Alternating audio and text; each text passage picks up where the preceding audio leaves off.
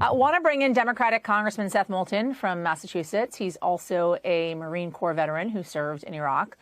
Congressman, thanks for joining us on this. All right, I'm going to ask you straight out of the gate here, of course, to react to the president's comments yesterday at the very end of the speech, those final few words in which he said Vladimir Putin cannot remain in power. What did you make of it? And what did you make of the walk back by the White House? Well, look, I think the White House is doing the right thing here. And here's why. We've heard the Kremlin spokesman twice now say that if Russia's existence is threatened, they will resort to nuclear weapons. Obviously, the whole goal here is for the Biden administration to pressure Putin without escalating the war. The last thing we want to see is the use of nuclear weapons. And the problem is that we're dealing with a president here who's a megalomaniac. Putin is someone who cares about himself, not his people. My worry is that while Russian policy states that if the country is threatened, he might use nuclear weapons, Putin could interpret it to say if his own power is threatened, he might use nuclear weapons. And so I think the White House did the right thing. Now, in terms of the president, look, President Biden, this is who President Biden is. I know Joe Biden. He tells it like it is. And he said something that everyone in the world, I guess with the exception of Tucker Carlson and Donald Trump, is thinking, which is that Putin has got to go. Putin already thinks this, though. The people surrounding Putin already think this as well. And this is something he has already communicated to the Russian people. So what difference does it make that the American president is now standing up on a stage in Warsaw, Poland, and saying it, and then the White House subsequently walking it back when Putin already thinks it? You really think he's going to make a decision to use nuclear weapons, for instance, based off of what President Biden said?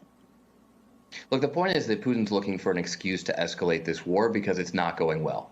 And what the White House has been doing all along here, what President Biden has been doing quite brilliantly, is finding ways to support the Ukrainians, to pressure Putin without actually giving him an excuse to escalate the war. I mean, that's why it's not right to establish a no-fly zone over the country as well. We don't want to give Putin an excuse to turn this into a war against NATO. Of course, this is the case that Putin has been trying to make all along, that this is not about conquering Ukraine, it's about stopping NATO. We don't want to give him the ammunition to do so.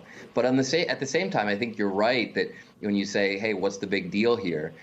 Is the press or Republicans making too much of a big deal over the president's comments? I mean, yeah, in a certain sense they are. The White House did what they had to do from a policy perspective, but we all know that President Biden is someone who speaks the truth, sometimes even when maybe he shouldn't. And I think this is one of those cases where he said what everyone else is thinking. It's probably not a big deal at the end of the day, but there's a reason why the White House walked it back. A few things I want to get to before I let you go here. I know that you are sponsoring a bill aimed at taking oligarchs' money to help rebuild Ukraine. Talk to me about that.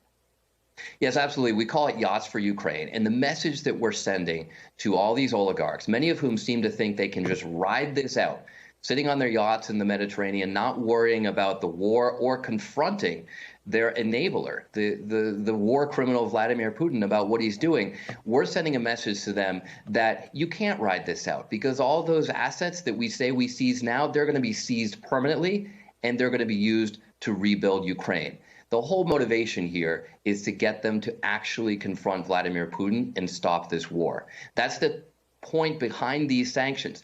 But if the oligarchs don't get the message that their assets are gone, not for a few weeks, but gone permanently, then they won't confront Putin. That's what this bill tries to do.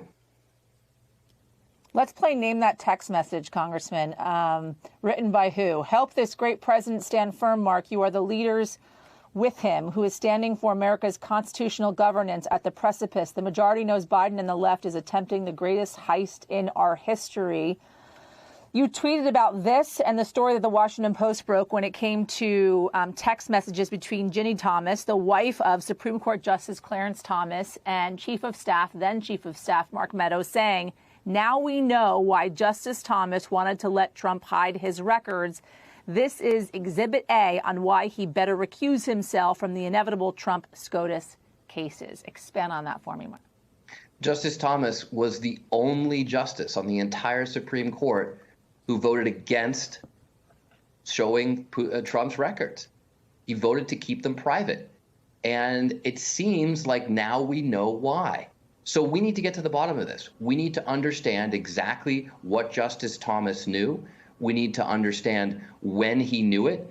And it seems like the most modest of requests that he recuse himself from all future dealings with Donald Trump. I mean, this has the smell of conspiracy at the highest levels. It's time for the justice to come clean. Congressman Seth Moulton, as always, thank you for joining us on this Sunday afternoon.